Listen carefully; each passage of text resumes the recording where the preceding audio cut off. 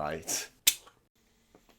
Hello and welcome to LFC Focus. Liverpool have just beaten Roma by 5-2 in the Champions League semi-final. And, I mean, after that, we just don't know what to think. I mean, we went through... I said before the game that we were going through the absolute full emotional ringer beforehand. We've been through every possible feeling that you could go through before a football match. And I think it's safe to say that after the match, we're going through every possible feeling you could possibly go through. Post-match, you know, there's the excitement and the joy with the way that Liverpool played.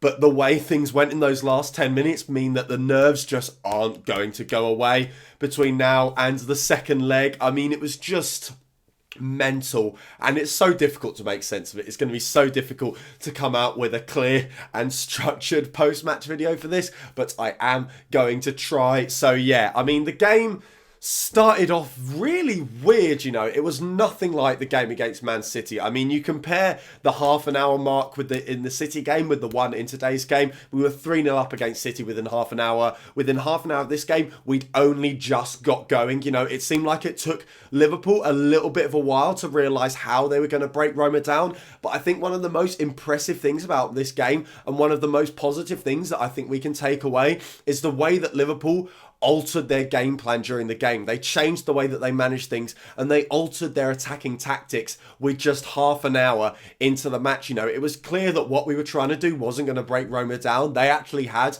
the best of the early opportunities. You know, you had the Alexander Kolarov cross, which I think there was quite a lot made on BT Sport about how Careless looked shaky with that cross. Personally, I think he actually did well to tip it onto the bar because it obviously wrong foots him. That is going to happen as a goalkeeper. Occasionally you're going to make mistakes. But in the past, when Liverpool goalies have made mistakes, especially in those kind of situations, you only have to look at the situation earlier on in the season where Mignolet gets completely wrong-footed by a Granit Xhaka shot at the Emirates. Mignolet lets it in. Loris Karius is capable of righting his wrongs and adjusting himself midway in the air to ensure that that shot does not go in. That was really, really impressive from Loris Karius, and obviously potentially completely changes the direction that the game takes. But yeah, that early first half hour of the game was a weird one. It seemed like Liverpool, just their early plan, their idea of how to break down Roma wasn't working at all. They'd clearly got their ideas wrong of how to break Roma down. And within about half an hour, you had that Sadio Mane chance where he suddenly broke. He suddenly bore down on goal. And yeah, he skies the shot, and he has another opportunity about 40 seconds later that he skies as well. But suddenly Liverpool had worked out their formula. They'd worked out their system to break down the Roma defence, and it was all about, kind of like we had against West Brom at the weekend, just getting at them quickly, you know, launching the ball forward as quickly as possible, getting the ball up to those wingers, up to Mane, up to Firmino as well, up to Salah, and letting them do the business before Roma had a chance to really set their formation in place and sort themselves out defensively. And suddenly the game was completely different. Suddenly it changed from a game that looked very cagey, looked very even, to one that Liverpool were absolutely dominating. And the most important thing in that first half was that we made the dominance count. And then, my word, Mo Salah comes up with a finish for the ages. I mean, I've seen that goal so many times now. The amount of times they replayed it on BT Sport, I am still in disbelief with how well he hits that. I mean, it is majestic, it's magical, it's astronomical, it's out of this world. It is like nothing Anfield has ever seen before. For a player to hit those kind of finishes in a Champions League semi-final is simply unprecedented. There's never been anything like that before in Liverpool history, I am sure. He is on another level, this fella. The ball just comes to him, and there's that brief moment before it hits him when you feel it. You feel it, and you just know the ball is going to go in the net, but you never know it's going to go in like that. It is a gorgeous finish. The way he bends it, the way it goes in off the bar, he could not have hit that better. And Liverpool were in dreamland from there on in. I mean, things just spiralled out of control for Roma from there on. Obviously, their plan was to defend well, to stop Liverpool scoring. And as soon as Salah gets that goal, which is fairly early on in the game, in the grand scheme of things, Roma started to fall apart. And the most important thing from there on, until the halftime whistle, was that we made our dominance count. You know, if we went in at halftime only 1-0 up, you would have had concerns about how Liverpool had a dominant spell of play and they hadn't quite made it count. count. They hadn't quite dominated Roma, but you just get that chance. And it's brilliant play from Firmino. It's such a clever run from Salah, the way he kind of draws a defender out wide. He fools him into thinking that he's going to sort of head out wide slightly and then cuts inside. Firmino sees the pass at the perfect opportunity, sends it in, and Salah, I mean, the chip is brilliant. And there's something about the way Mo Salah finishes, the way that he puts away those chances, which is so incredible. And it's the way that he varies his methods when shooting on goal. You know, as he came in,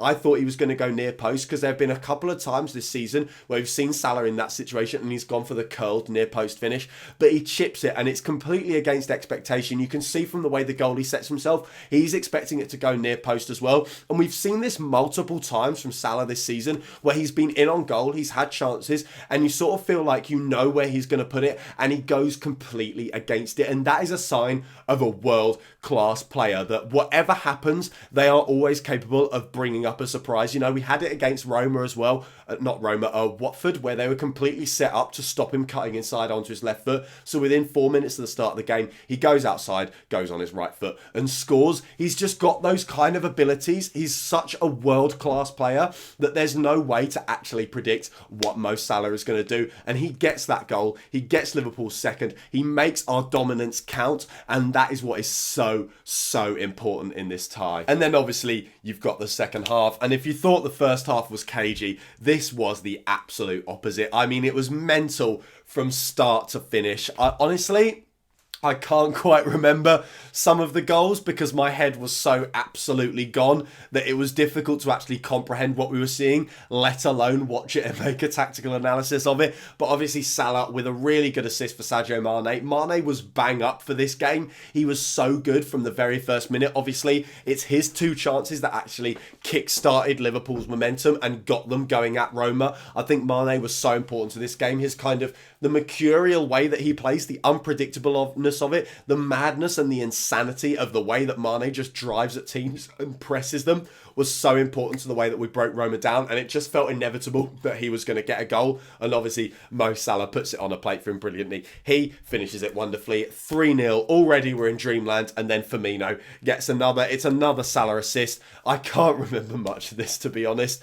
This fourth goal. By that point, I was completely gone, completely over the moon with how it was going. But another really good goal for Firmino. The header was really, really good as well. You know, I'm not entirely sure how he gets on the end of it, because the Roma defence just left him with a free header. He didn't exactly need to leap for it at all, and he had a moment to kind of judge it and work out where to put it, but it's a really good header. It's a striker's header as well. 2 goals for Roberto Firmino in this tie. Anyone who thinks that he is not a proper number 9 and a proper finisher can absolutely get lost at this point, because Bobby Firmino is a brilliant finisher in front of goal. Someone brought up on Twitter a clip of Tony Bellew saying that he thinks that Firmino doesn't know where the net is and that Barkley will score more goals than Firmino this season. We all had a good laugh about that, didn't we? It is very, very clear now that Firmino is the number 1 top number 9 that we all believed he could be, and that no one else thought he was ever going to be for Liverpool. He had a really good game today as well, not just the goals. I thought the way that he held up the ball for those early chances, obviously he assists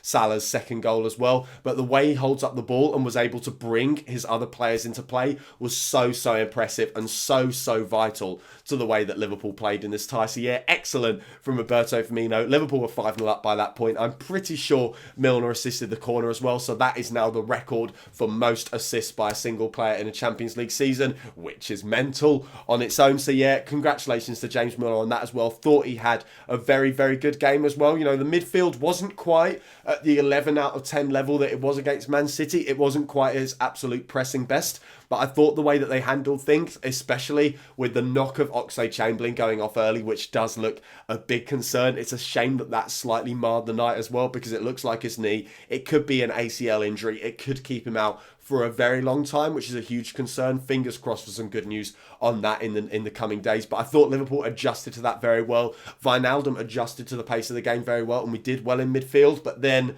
of course, you've got those 2 goals at the end, and it completely changes the narrative around the game from one that... And it doesn't quite change the narrative, okay? Liverpool have still got a 3-goal lead. That was still a fantastic performance. We are still absolute favourites to go through. But it's gone from one where it feels like a foregone conclusion, like the Porto game, to suddenly it's one a little bit like the Man City game, where you're kind of looking and thinking, maybe, just maybe, this could go completely wrong for us. I mean, hopefully it doesn't. There were some disappointing goals to concede. I mean, the Dzeko one, our defence just goes a little bit to sleep, and obviously it's a very good finish from him. It's a harsh handball call on Milner, but I think at the end of the day, the referee kind of gets it right. I suppose Milner isn't exactly putting his hands up or anything like that. You could also argue that he could put his hands behind his back. It's kind of a 50-50 one. The referee's given it, so whatever. It's a really, really good penalty. And it's just disappointing, really, that Liverpool had to kind of put that tiny, tiny dampener on what was otherwise a fantastic night. But at the end of the day, obviously we were winning 5-0. It would have been lovely to win by 5-0, but Liverpool are taking a 3-goal lead into the second leg of a Champions League semi-final. And, I mean, when you look at the way the team played today, barring that slight lapse late on, you think about that performance. If we can take those kind of levels into the Stadio Olimpico, we have got every chance of making it through to the Champions League semi-finals with ease. So, yeah, I mean, an absolutely bonkers night, an absolutely brilliant night, a great night to be a Liverpool supporter, a great night to be a fan of football in general. It was a brilliant game. At the end of the day, the result has gone in Liverpool's favour, and it's absolutely wonderful. Fingers crossed for a good performance at the Stadio Olimpico in a week's time. Until then, thank you guys very, very much for watching this post-match reaction video. Don't forget to like this video if you enjoyed it. Hit that subscribe button there if you're new around here. Check out some of the other videos that have been out on the channel over the past few days as well. Don't forget to follow it at LFC Focus TV on Twitter, and I'll be back in a few days for the build-up content for that game against Stoke at the weekend. Until then, bye for now.